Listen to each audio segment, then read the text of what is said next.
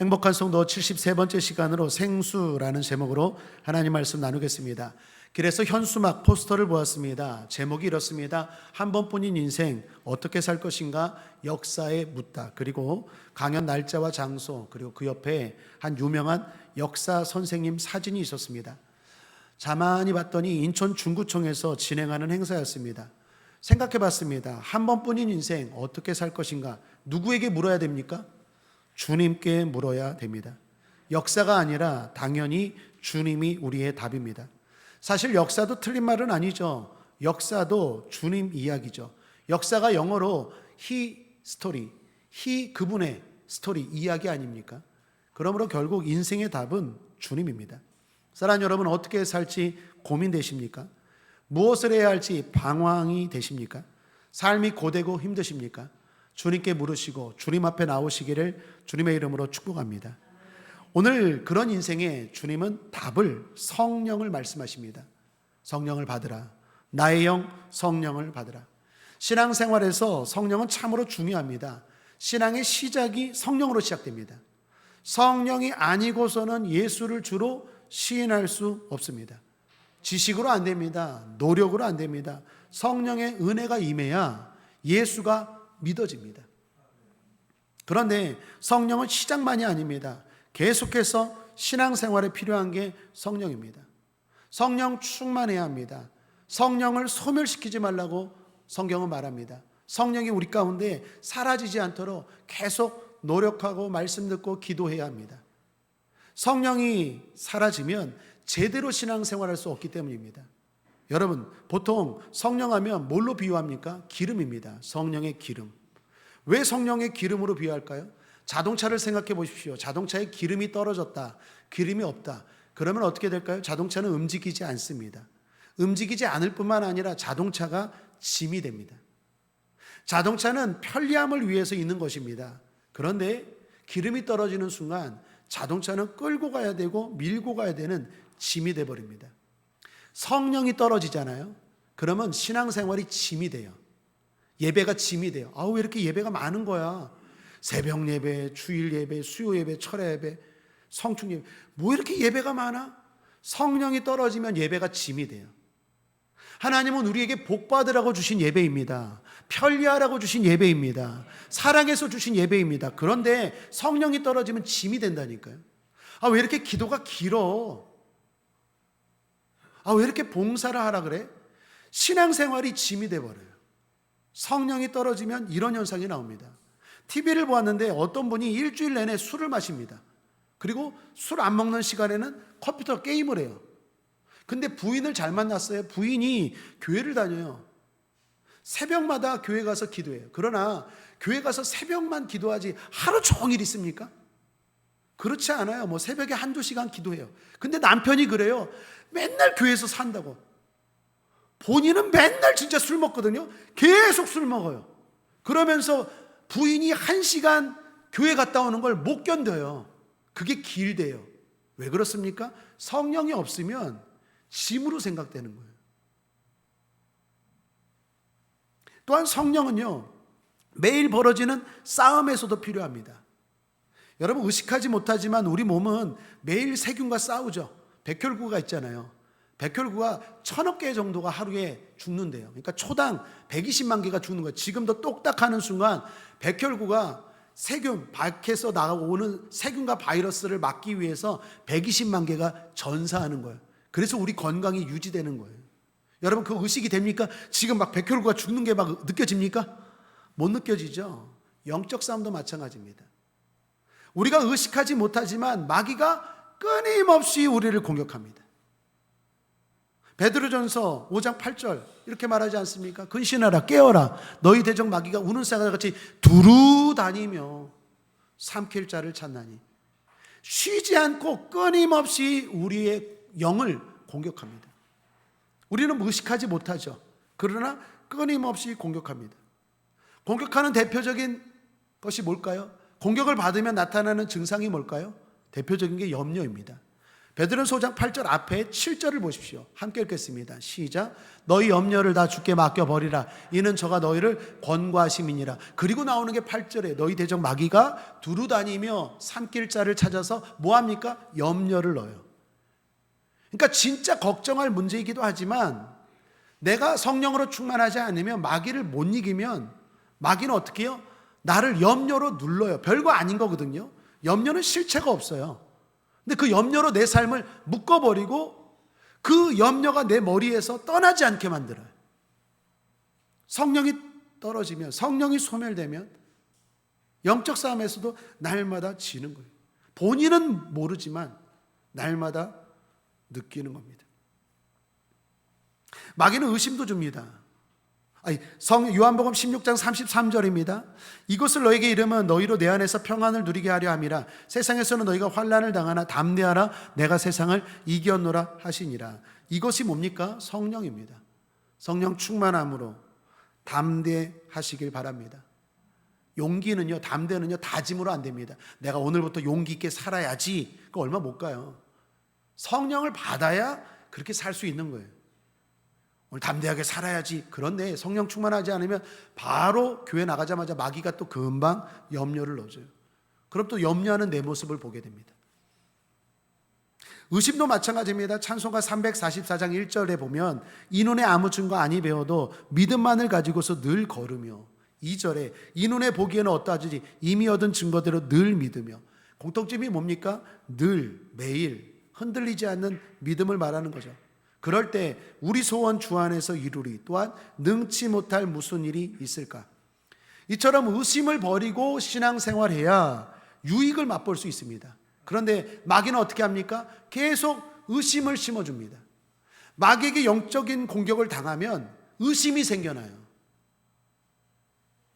저는 성경을 읽으면서 이해가 안 된 부분이 한 군데 있었어요. 옛날에 마태복음 28장에 보면 마지막 장 아닙니까? 마지막에 예수님이 제자들을 세상에 내보시면서 온 세상에 가면서 내 이름으로 세례를 주고 말씀을 가르쳐 지키게 하라. 볼지어다 세상 끝날까지 내가 너희와 항상 함께 있으리라. 이 말씀 있죠? 그 말씀 앞에 이 말씀이 있습니다. 16, 17절입니다. 함께 읽겠습니다. 시작. 11 제자가 갈릴리에 가서 예수의 명하시던 산에 이르러 예수를 배웠고 경배하나 오히려 의심하는 자도 있더라. 경배하나 오히려 의심하는 자도 있더라. 이게 이해가 안 됐어요. 왜 이해가 안 됐냐면 이때는요, 예수님이 부활하셨을 때예요. 승천하시기 전이에요. 예수님의 기적을 매일 경험했어요. 뿐만 아니라 기적 중에 기적, 죽은 지 3일 만에 살아나셨어요. 십자가에 죽으셨다가 살아나신 그 주님을 경험하고도 의심하더라. 경배는 하는데 의심하더라. 제가 처음에 이 말씀 읽었을 때 이해가 안 됐어요. 아니 어떻게 그럴 수 있나? 그런 기적과 은혜를 경험했는데 의심을 해? 예배 드리면서 의심해? 근데 목회를 하다 보니까 이게 이해가 되더라고요. 그런 성도들이 있더라고요. 예배를 드리면서도 의심해요. 교회를 와서 기도하면서도 의심해요. 찬양을 하면서도 의심하고, 그렇게 많은 기적과 은혜를 경험했으면서도 의심하더라. 왜 그렇습니까? 기적이 부족해서? 아니, 성령이 떨어지면 자꾸 의심이 생겨요. 내가 이거 뭐 하는 건가? 이런다고 뭐 해결되나? 이거 헛수고 아니야? 또 교회 안 오면 무섭고 하나님 앞에 벌 받을까 봐. 그러니까 오기는 와요. 근데 경배는 하면서 의심하더라. 이게 말이 되나 했는데 말이 되더라고요. 목회를 해보니까 그런 사람들이 있어요. 왜 그럴까? 기적이 부족해서? 받은 은혜가 떨어져서? 아니더라고요. 성령이 떨어지니까, 성령이 소멸되니까, 영적 싸움에서 지니까 나타나는 증상이 의심, 염려, 두려움 이런 거예요. 불안도 마찬가지입니다. 로마서 8장 6절입니다. 함께 읽겠습니다. 육신의 생각은 사망이요 영의 생각은 생명과 평안이니라. 마귀는 자꾸 육신적으로 생각하게 해요. 그래서 뭡니까? 마귀가 대표적으로 잘하는 게, 봐봐, 현실을 봐봐, 맞지? 내 말이 맞지? 이 마귀가 제일 잘 사용하는 거예요. 육신적으로 생각해요. 그런데 성령은 어떻게 해요? 생명과 평안을 주세요. 성령이 임하면 평안이 찾아옵니다. 영적 싸움에서 승리하면 나타나는 증상이 뭡니까? 평안이라는 거예요. 영적 싸움에서 지면 나타나는 증상이 두려움, 불안, 의심이라면 영적 싸움에서 이기고 나는 증상이 용기, 믿음, 그리고 평안, 담대함 이런 것들이 생긴다라는 거예요. 저는 불안하면요 가짜 위로가 생각나는데 송대관 씨가 생각납니다. 여러분 송대관 씨 아십니까? 가수. 뭐 불렀죠? 쨍하고 해뜰날. 그거 부르고 유명해졌어요. 그리고 몰랐는데 이민을 갔대요. 미국에 이민을 갔는데 문제가 있어요. 뭐요? 언어가 안 돼요. 언어가 안 되는 거 영어가. 그분 말로는요 한국에서는 눈 감아도 옆에서 속닥속닥 하는 것도 들린대. 눈을 감아도. 근데 거기서는 눈 뜨고 들으려고 해도 뭔 말인지 모르는 거예요. 쏠랑쏠랑쏠랑 하니까. 나이가 들어서 영어 공부 쉽지 않잖아요. 그러니까 언어가 안 되니까 도대체 사람이요 자꾸 자존감이 떨어지는 거예요. 그렇잖아요. 어디 나가지도 못하고 하지도 못하고 아무리 나라가 좋으면 뭐예요? 언어가 안 되는데 자존감이 떨어지더래요. 그래서 안 되겠다 해서 자기가 이런 아이디어를 생각했대. 그래서 사람들 만날 때 이름을 물어보잖아요. 이름이 뭐야? What's your name? 그러면 형님. 내 이름은 형님이라 그랬대요. 형님. 그래서 만나는 사람들마다 형님, 형님 이렇게 했죠. 형님. 그렇게라도 어떻게 해요? 나 형님이야. 사장님도 자기 보면 형님 오셨어요. 이렇게. 그렇게라도 위로받고 싶었대요. 근데 그게 진짜 위로입니까? 가짜 위로죠. 그게 진짜 위로고 평안이라면 미국에 계속 살았겠죠. 못 살고 결국 한국으로 돌아왔다라는 거예요. 여러분 마귀가 주는 것도 세계상이 주는 평안도 그러합니다. 주님이 주시는 성령을 통하여 주시는 진정한 평안 맛보시길 바랍니다. 요한복음 14장 27절입니다. 평안을 너에게 끼치노니 곧 나의 평안을 너에게 주노라. 내가 너에게 주는 것은 세상이 주는 것 같이 아니라 너희는 마음에 근심도 말고 두려워하지도 말라. 가짜 평안, 가짜 위로로 위로받지 말고 진짜 평안을 받으라. 성령을 통해서. 여러분 늘 말하지만 생각도 중요합니다. 마귀에서 영적 싸움에서 지면 생각이 벌써 삑삑 이상해져요. 왜요? 대표적인 말씀 요한복음 13장 2절 보십시오. 가룟 유다가 왜 예수님을 팔았겠습니까? 함께 읽죠. 시작. 마귀가 벌써 시몬의 아들 가룟 유다의 마음에 예수를 팔려는 생각을 넣었더니. 한번 따라합니다. 넣었더니. 마귀가요 생각을 넣어요. 그러므로 우리는 생각을 잘 살펴봐야 돼. 이게 내 생각인지 하나님이 주시는 생각인지 마귀가 주는 생각인지를 살펴봐야 돼요. 그 생각이 다 내 생각이라고 생각하면 안 돼요. 마귀는 생각을 넣어요. 너도 내가 성령으로 충만하고 성령으로 가득하면 물리치는 거예요. 그런데 성령 충만하지 않으면 너 주는 대로 그냥 족족이 들어오는 거예요. 그 5만 가지 생각을 한다 그러지 않았습니까? 거기에 마귀가 주는 생각이 있어요. 두루다니며 예수님의 제자 가운데 살펴봤을 거예요. 근데 가룟 유다가 딱 걸린 거예요. 저거 계속 넣었을 거야. 한 번 넣은 게 아니라 계속 팔아. 예수님 팔아. 예수님이 너한테 해준 게 뭔데? 돈 30이나 걷어. 은 30 가져. 그게 이익이야. 계속 넣었을 거예요. 듣다 보니까, 계속 듣다 보니까 성령 충만함으로 마귀야 떠나가라. 생각아 떠나가라. 마귀가 넣어주는 생각은 떠나가라. 2부 예배는 아멘도 잘 하시는데 3부 예배는 왜 아멘을 안 하세요? 생각아 떠나가라. 마귀가 넣어주는 생각아 떠나가라. 망할 생각 떠나가라. 떠나가야 되는데 이거 못 떠나가는, 못 물리치는 거예요. 그냥 그걸 받아들이는 거예요. 그리고 행동으로 옮기는 거예요. 마귀가 생각을 넣습니다. 여러분 동맥경화라는 게 있죠. 나쁜 물질이 들어가서 혈관이 꽉 막혀버리면 이게 나중에 터져버리잖아요. 그러면 사망하잖아요. 동맥경화보다도 무서운 게 생각경화예요. 성령 충만하지 않으면 자꾸 생각이 굳어져요. 마귀가 넣어주는 생각은 굳어져요. 굳어지게 만들어요. 그럼 어떤 일이 일어나느냐? 응답을 잘 못 받아요. 하나님 앞에 기도를 해도 응답을 잘 몰라요. 소통이 안 돼요. 왜요? 굳어지니까. 고린도전서 2장 10절을 보십시오. 오직 하나님이 성령으로 이것을 우리에게 보이셨으니 성령은 모든 것 곧 하나님의 기쁜 것이라도 통달하시느니라. 그래서 성령 충만한 사람의 특징은요, 응답을 빨리 받아요. 성령 충만하지 않는 사람은 응답을 안 해주시는 게 아니라 못 들어요. 왜? 생각이 굳어 있어요. 생각 경화. 하나님이 말씀을 안 하시는 게 아니에요. 하나님은요, 내가 주님 부르자마자 그래, 그건 이렇게 해, 이렇게 하면 돼, 계속 말하는데 내가 못 듣는 거예요. 그래서 성경이 계속 뭐라고 말합니까? 들을 귀 가져라. 귀 있는 자는 들을지어다. 왜 주님 나에게는 말씀하지 않습니까? 주님 말하는 거예요. 내가 언제 말하지 않느냐? 나는 계속 말하는데 네 생각이 굳어서 말을 못 듣는 거야. 성령 충만해야 들린다. 그래서 성령 충만하면요, 응답을 빨리 받아요. 사람과의 대화도 마찬가지입니다. 우리 서로 대화하다가 이런 말 하죠. 쟤는 생각이 꽉 막혔어.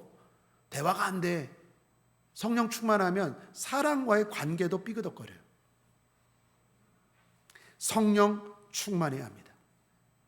에스겔서 36장 26절에 또 새 영을 너희 속에 두고 새 마음을 너에게 주되 너희 육신에서 굳은 마음을 제하고 부드러운 마음을 줄 것이며, 성령이 임하면 마음이나 생각이 부드러워져요.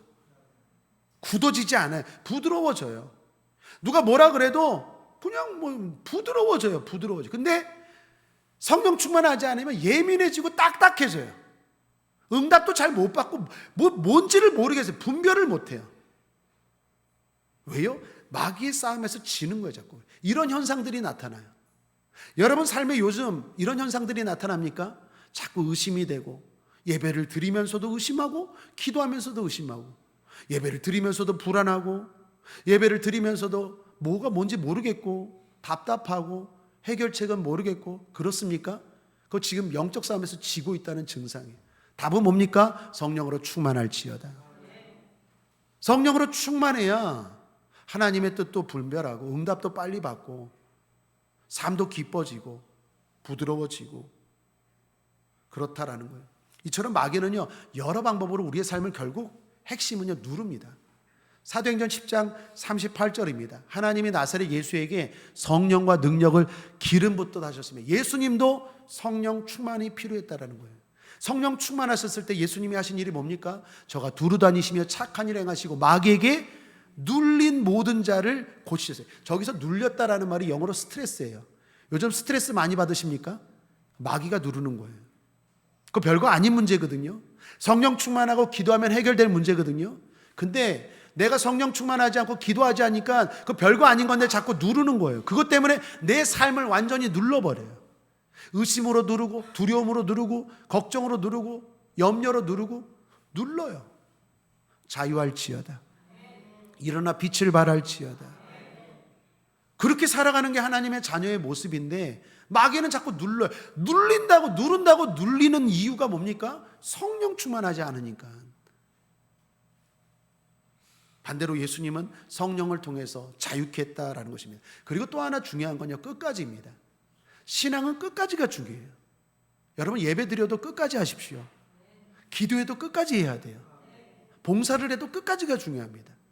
마태복음 24장 13절입니다. 그러나 끝까지 견디는 자는 구원을 얻으리라. 히브리서 3장 14절, 우리가 시작할 때 확실한 것을 끝까지 견고히 잡으면 그리스도와 함께 참여한 자가 되리라. 뭐든지 끝까지 해야 하나님의 복이 있어요. 하다 말으면 안 돼요. 근데 이게 뭐냐, 마귀가 자꾸 시험을 해요. 이 고비가 있어요. 이 고비를 넘겨야 돼요.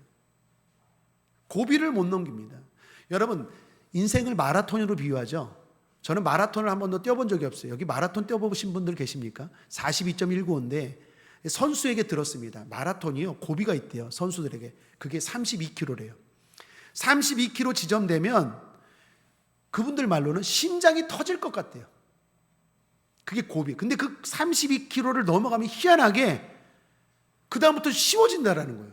그리고 마지막까지 완주하거나 1등하거나 할 수 있대요. 근데 32km까지는 어지간한 훈련한 사람들은 잘 뛰는데, 거기까지 32km에서 그 고비를 못 넘기고 포기하는 선수들이 있고, 거기서 지면 그 탈락이나 아니면 후순위로 밀려난다는 거예요. 신앙도 마찬가지인 것 같아요. 저도 그렇고 우리 성도님들도 그렇고 보면, 신앙생활하는 거 보면, 봉사하거나 예배하거나 기도하는 거 보면 여러분 고비가 있습니까? 없습니까? 있어요. 항상 어떤 사람은 그 넘어지는 포인트가 있어요. 새해가 되면요, 말씀 뽑기하고 나와 줄 나라비를 서고 안수받고 올해는 복 받을 거야, 올해는 이렇게 살 거야 하는데, 항상 지금처럼 여름쯤 되면은 또 이렇게 시들시들 이렇게 고비가 있어요, 고비. 근데 그 고비가 넘어지는 포인트가 있어요. 여러분 자신의 신앙생활 한번 돌아보세요. 그 고비를 넘으면 시온의 대로가 열릴지어다. 쉬워지거든요. 근데 항상 내가 넘어지는 포인트가 있어요. 그걸 마귀가 잘 알아요. 그게 영적 32km예요. 그것만 넘으면 그 다음부터는 이제 시온의 대로가 열리는데 고비에서 끝까지 가지를 못하고 견디지 못하고 폭발하거나 뒤로 물러가거나 숨어버리거나 그냥 포기하거나, 그래서 결국 그리스도와 함께 참여한 자가 되지 못하는 경우가 많다라는 것입니다. 어떻게 해야 될까요? 성령입니다. 성령의 힘을 받아 그 고비를 넘어야 돼요. 성령님 도와주세요. 성령님 함께 해주세요. 내가 이번에는 안 질 거예요. 내가 이번에는 이 고비를 넘어 시온의 대로가 펼쳐지는 하나님의 은혜를 경험할 거예요. 그리고 이기고 넘어가야 되는데 그때 성령의 도움이 필요해요. 여러분, 예수님도 마찬가지입니다. 예수님이 성령이 임하는 사건이 있었는데 언제였습니까? 세례받을 때, 그리고 공생애 때, 그리고 변화산에 올라가서, 그리고 겟세마네 동산의 마지막에 성령의 힘을 주셨는데 성령이 어떻게 힘을 주실까요? 여러분, 성령 충만하면 성령이 어떻게 힘을 주십니까? 말씀으로 힘을 주세요. 대부분 똑같아요. 제 경험상도 그렇고 성경을 봐도 그렇고, 성령 충만하면요, 성령이 어떻게 힘을 주시냐면 힘들고 어려울 때, 그때 지칠 때, 막 포기하고 싶을 때 성령이 이렇게 말해요. 너는 내 아들이다. 여러분, 예수님이 어떻게 힘을 얻으십니까?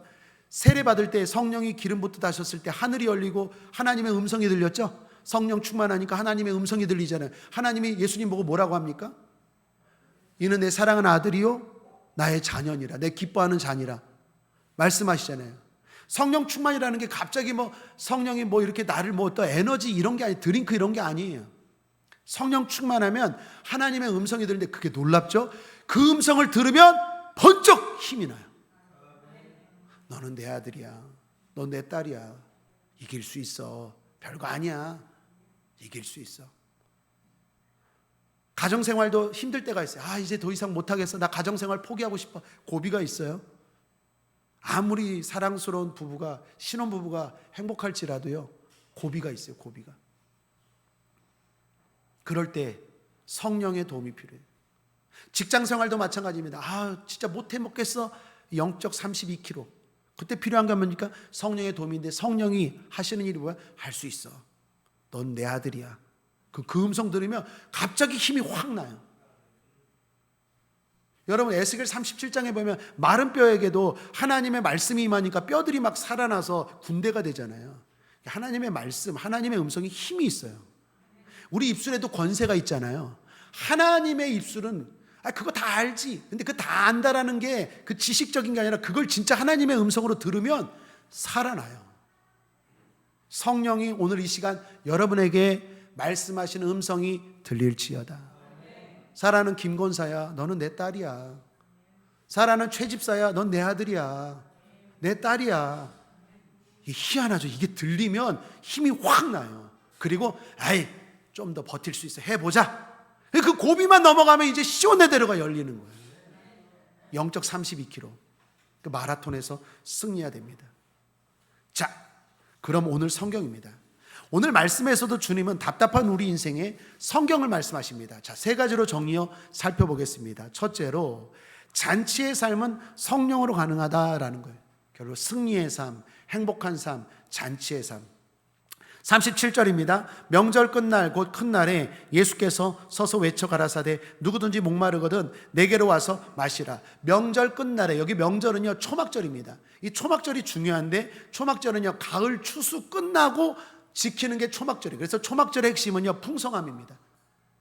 예수님이 그냥 하신 얘기가 아니에요. 딱 그 명절날 이 얘기를 하셨어요. 의도가 뭡니까? 풍성한 삶을 원하느냐? 그 답은 성령이다. 잔치의 삶을 원하느냐? 추수의 삶을 원하느냐? 그 답은 성령이다. 성령을 말씀하시는 거예요. 이 초막절날요, 이스라엘 백성들, 히브리인들은요 힐렐 시편을 암송했습니다. 힐렐 시편이 시편 113편부터 118편인데 특별히 이 후렴구를 계속 이 사람들은 초막절 때 이거 암송해요. 초막 후렴 부분이 이겁니다. 시편 118편 25절. 여호와여 구하옵나니 이제 구원하소서. 여호와여 우리가 구하옵나니 이제 형통케 하소서. 이 시편을 초막절날 계속 반복해요. 한번 따라하겠습니다. 이제 구원하소서. 이제 형통케 하소서. 그게 초막절이에요. 근데 그 초막절날 예수님이 성령을 말씀하신 거예요. 너희가 구원받기를 원하느냐? 성령이라는 거예요. 너희가 형통하기를 원하느냐? 성령이라는 거예요. 우리도 마찬가지입니다. 여러분, 질병과 가난과 저주에서, 걱정과 근심과 두려움에서 구원받기를 원하십니까? 성령입니다. 형통하기를 원하십니까? 성령입니다. 주님의 답은 성령입니다. 39절. 이는 그를 믿는 자에 받을 성령을 가리켜 말씀하신 것이라. 둘째로, 그 성령을 주님은 생수로 비유하십니다. 38, 39절에 나를 믿는 자는 성경의 이름과 같이 그 배에서 생수의 강이 흘러나리라 하시니. 여러분, 왜 예수님이 성령을 생수로 비유하셨을까요? 세 가지입니다. 첫 번째는 실제적이에요. 생수를 먹으면 시원하죠. 목마름이 해결되죠. 성령도 마찬가지예요. 성령 충만한 경험을 해보신 분들 아시죠? 또 지금 성령 충만한 분들 동의하실 거예요. 성령 충만하면 어떻습니까? 실제적으로 시원해요. 내 삶이 시원합니다. 상쾌해요. 또 하나, 생수는요 본질적입니다. 생수의 강이 어디서 흘러나리라? 배에서 흘러나리라. 왜 배를 말할까요? 성경에서 배는요 깊은 곳을 말해요. 구약에 보면 요나가 고래 뱃속에 들어갔잖아요. 배 하면은 깊은 곳이에요. 생수의 강이 내 배에서 흘러난다는 말은 본질적으로 내 문제를 해결한다는 거예요. 그냥 겉으로 안티프라민 발라주는 게 아니라 질병이라면 안 뿌리부터 그냥 확 바꿔버린다는 거예요. 성령이 임하면요 여러분의 근본적인 본질적인 걱정과 근심과 문제부터 확 뒤집어지는 줄 믿습니다.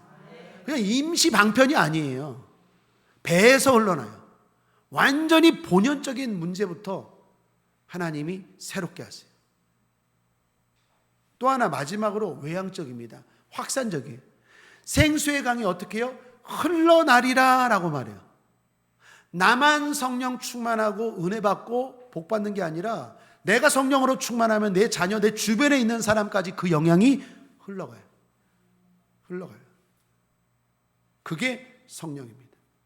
스가랴서 14장 18절도 말씀도 그렇습니다. 그날에 생수가 예루살렘에서 솟아나서 절반은 동해로 절반은 서해로 흐르는 것이라. 여름에도 겨울에도 그러하리라. 성령 충만하면 여름 겨울 상황 관계없이 나뿐만 아니라 내 주변 사람까지, 내 자녀, 우리 부모님까지, 내 배우자까지 흘러가요.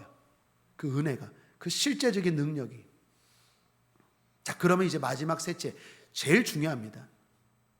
성령은 영적 싸움에서도 이기게 하고, 성령은 내 신앙을 끝까지 가게도 하고, 성령은 이런 유익도 주고 잔치의 삶을 살게 하고 형통케 하고 구원케 하는데, 그러면 방법은 뭡니까? 이게 제일 중요한 거 아니겠습니까? 방법 세 번째는 간단합니다. 오라입니다. 37절 다시 한번 앞에 37절 함께 읽겠습니다. 시작. 명절 끝날 곧 큰 날에 예수께서 서서 외쳐가라사대 누구든지 목마르거든 내게로 와서 마시라. 한번 따라하겠습니다. 성령은 배달이 안 돼요. 성령은 셀프예요. 여러분 식당 가면요 물은 셀프입니다 써 있죠. 그거 읽을 때마다 그렇지 성령은 셀프지. 내가 지금 식당에서 밥 먹을 때가 아니야. 빨리 교회로 가야 돼. 갖다 주지 않아요. 여기 성령 한 그릇 갖다 주지 않아요. 내가 뭐 야구장 가서 야구 보고 내가 뭐 내 놀러가 있는데 뭐 펜션에서 놀고 있는데 성령 받기를 원한다? 말이 안 돼요. 말이 안 돼. 그때는 지금 마귀가 공격하고 있을 때예요. 잘 됐다. 기회가 왔다. 틈을 보인다. 공격할 때지. 그건 성령 받을 때. 그럼 성령님 와주세요. 배달이 안 돼요. 배민이 아니라니까요. 요기요가 아니에요. 성령은 어떻게 합니까? 주님 말씀합니다. 셀프다. 와서 마셔라. 네가 마셔라. 다른 건 다 갖다 주지만 물은 셀프입니다. 성령은 셀프다. 와서 마시라. 내게로 와서 마시라. 어떻게 해야 됩니까? 주님 앞에 와야 돼요. 교회에 와야 돼요. 주일 한 번 예배로 부족합니다. 절대로 못 이겨요. 제 경험상 마귀 절대로 못 이겨요. 금방 떨어져요. 지금 예배드리고 여러분 성령이 임한 줄 믿습니다. 성령의 은혜가 임한 줄 믿습니다. 의심 안 들어요. 염려 안 들어요. 할 수 있다 하면 된다 해보자 돼요. 근데 이게 얼마 못 가요. 하루 딱 지나면 바로 증상이 나타나요. 마음이 굳어지고 의심이 찾아오고 해서 뭐하나 안 된다 짜증이 생기고 두려움이 생기고 금방 나타난다니까. 그래서 매일 새벽 기도를 강조하는 거예요. 교회까지 못 오면 그래도 우리 교회는 셀프는 아니어도 그래도 여기 중간까지 배달은 해주네. 그 유튜브 배달 그거라도 먹으세요. 안 먹으니까 자꾸 생각이 굳어지고 맨날 마귀의 공격을 당하는 거예요. 본인은 몰라요. 백혈구가 죽지만 내가 의식하지 못하는 것처럼 영적 싸움에서 내가 계속 당하고 있다니까요. 근데 보면 알아요. 저 사람 말하는 거 보면 알아요. 저 사람 태도를 보면 알아요. 아, 이번 주에 마귀한테 졌구나. 지금 지고 있구나. 성령의 은혜가 필요하구나. 자꾸 와야 돼요. 내게로 와서 마시라. 벌컥벌컥 마시십시오. 예배 때 와서 찬양하면서 기도하면서 벌컥벌컥 마시십시오. 그래서 여러분 안에 있는 잘못된 생각들 다 뽑아버리고 자꾸 마귀에게 눌리지 말고 물리치고 쫓아내고 이기시고 기적을 경험하고 힘으로 능으로 영으로 되지 아니하나 여호와의 신 성령으로 되느니라. 성령은 되게 하시잖아요. 그런 기적도 경험하고 그러므로 와라입니다. 지난 시간에도 말씀드렸죠. 수고하고 무거운 짐진 자들아 내게로 오라. 다 내게로 오래요. 예수님은요 공통점이 있습니다. 자격은 보지 않아요. 자, 사도행전 2장 21절에 누구든지 주의 이름을 부르는 자는 구원 얻으리라. 누구든지예요. 마태복음 11장 지난 시간에도 다 내게로 오라. 자격은 상관없어요. 이사야서 55장 1절에도 너희 목마른 자들아 물로 나아오라. 돈 없는 자도 오라. 너희는 와서 사 먹되 돈 없이 값 없이 와서 포도주와 젖을 사라. 누구든지예요. 자격은 상관없어요. 그런데 자세는 좀 주의해요. 지난 시간에 어린아이 이야기했죠. 오늘은 다른 표현으로 묶여있지 말고 오라는 거예요. 여러분 요한복음 7장을 읽었는데 요한복음 7장에 주님이 말씀하시는 거예요. 명절 끝날에 초막절에 잔치의 삶을 원하느냐 형통한 삶을 원하느냐 성령을 받으라. 그런데 그 7장 그 앞에 보면요 못 오게 만드는 이유들이 있어요. 우리가 주님 앞에 가려고 하는데 쉽습니까? 여러분 좀 실제적으로 얘기해 볼게요. 수요예배 오는 거 쉽습니까? 철야 예배 오는 거 쉽습니까? 새벽 예배 오는 거 쉽습니까? 어려워요. 어렵죠? 어려워요. 이유가 뭘까요? 그 이야기예요. 그 이야기. 원인을 알면 이유를 알면 내가 물리치고 나갈 수 있잖아요. 원인이 뭘까요? 그걸 요한복음 7장 앞에 주님이 말씀하시는데 제가 세 가지로 정리할게요. 첫 번째, 현실에 묶여있지 말고 오라라는 거예요. 2절 4절 7장 2절 4절 함께 읽겠습니다. 시작. 유대인의 명절인 초막절이 가까운지라 그 형제들이 예수께 이르되 당신의 행하는 일을 제자들도 보게 여기를 떠나 유대로 가소서. 스스로 나타나기를 구하면서 묻혀서 일하는 사람이 없나니 이 일을 행하려 하거든 자신을 세상에 나타내소서 하니. 말씀이 좀 어렵죠? 이 말씀의 이해는 이렇습니다. 요한복음 7장 앞에 6장에서 중요한 사건이 있었어요. 뭐냐? 오병이어 기적. 여러분 오병이어 기적 알죠? 빈들이었습니다. 보리떡 5개 물고기 2마리로 예수님이 수천 명을 먹였어요. 그 기적을 경험하고 사람들이 예수님을 구름대같이 따라다녔어요. 근데 구름대같이 따라오는 사람들에게 예수님이 뭘 말씀합니까? 말씀을 가르쳤어요. 제자도 너희들이 이렇게 살아야 된다, 이렇게 살아야 된다. 여러분 기적이 좋습니까? 공부가 좋습니까? 기적이. 여러분도 그렇죠? 기적을 행할 때는 구름대같이 왔는데 말씀을 가르치고 이렇게 살아야 한다니까 사람들이 다 떠나가기 시작하는 거예요. 점점. 그때 형제들이, 예수님 형제들이 와서 예수님께 말하는 거예요. 예수님 큰일 났어요. 구름대같이 몰려들었는데 지금 사람들이 자꾸 떠나가요. 그러니까 다시 한번 명절날 저 유대에 올라가서 능력을 나타내소서. 오병이어 기적 그런 거 한번 더 해보세요. 그래서 지금 떠나가는 사람들 다시 오게 만드세요라는 얘기예요. 예수님이 여기에 대해서 뭐라고 했을까요? 했을까요? 안 했을까요? 안 합니다. 왜요? 하나님의 때가 중요한 거고 그건 본질이 아니기 때문에. 이 사람들 5절에 보면 이는 그 형제들까지도 예수를 믿지 아니함이로라. 형제들, 그렇게 말하는 형제들도 사실은 믿음이 점점 없는 거예요. 기적은 행하지 않고 자꾸 말씀만 하니까 믿지 못하겠다라는 거예요. 자, 이게 뭘 말할까요? 현실을 말해요. 눈에 보이는 현실. 자꾸 줄어들어요. 없어요. 그러니까 어떻게 해요? 나가지 못하는 거예요. 여러분, 우리가 주님 앞에 가야 된다는 걸 알아요. 여러분도 아멘 했습니다. 그런데 자꾸 왜 교회에 가지 못할까요? 왜 주님 앞에 나오지 못할까요? 이유를 물어보면 대부분 현실을 이야기해요. 내가 뭐 귀가 아파서, 뭐 안 들려서, 뭐 바빠서. 다 뭡니까? 현실이에요, 현실. 현실. 주님이 말씀하시는 거예요. 오라! 거기에 묶여있지 말고 오라! 오면 해결된다. 오라. 근데 왜 우리가 못 갑니까? 자꾸 이런 거에 묶여요. 뭐가 바빠서, 뭐 때문에. 이게 다 뭡니까? 현실이에요, 현실. 눈에 보이는 현실. 주님 말씀하는 거예요. 그거에 묶여있지 말고 오라. 여러분, 신령이라는 제목으로 제가 설교한 적 있죠. 신령. 성령 받기 전에 이방 사람들의 특징이 뭡니까? 끌려다니더라. 우상에 끌려다니더라. 성령 충만하지 않으면요, 맨날 끌려다녀요. 질병에 끌려다니고, 맨날 문제에 끌려다니고. 여러분, 성령 충만한 사람과 대화해 보십시오. 그러면 날마다 무슨 얘기합니까? 꿈 이야기, 꿈. 사명 이야기. 성령 충만하지 않은 사람과 이야기하면 맨날 무슨 이야기합니까? 아파요. 아파요. 아파요. 아파요. 아파요. 왜요? 끌려다녀요. 현실에 끌려. 아니면은 바빠요. 바빠요. 바빠요. 이게 뭐예요? 현실이에요. 주님 말씀하시는 거예요. 거기에 묶여있지 말고 와라. 오면 치료받고, 오면 해결받고, 오면 자유해진다. 묶여있지 말고 오라는 거예요. 두 번째, 또 하나는 고정관념, 피상적인 지식에 묶여있지 말고 오라는 겁니다. 여러분 15, 16절을 읽어보십시오. 함께 읽겠습니다. 시작. 유대인들이 놀랍게 여겨 이르되 이 사람은 배우지 아니할거늘 어떻게 그를 아느냐 하다. 예수께서 대답하여 이르시되 내 교훈은 내 것이요 나를 보내신 이의 것이니라. 당시에요, 이런 통념이 있었어요. 누가 이렇게 똑똑하잖아요. 그러면 그 사람의 스승이 누구냐를 물어봐요.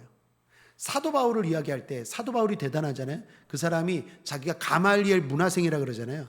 가말리엘이라는 사람의 이름이야. 랍비의 랍비, 우리가 말하는 랍비 선생. 그러니까 그 선생의 유명도에 따라서 그 사람의 유명도가 판가름 나고 증명이 되고 그 사람의 말씀이 인정이 돼요. 근데 예수님은 선생이 있습니까? 없습니까? 없어요. 근데 말씀은 놀랍습니까? 놀랍지 않습니까? 놀라워요. 그러니까 사람들이 예수님의 말씀을 듣고 놀라기는 하는데 너 선생 없잖아.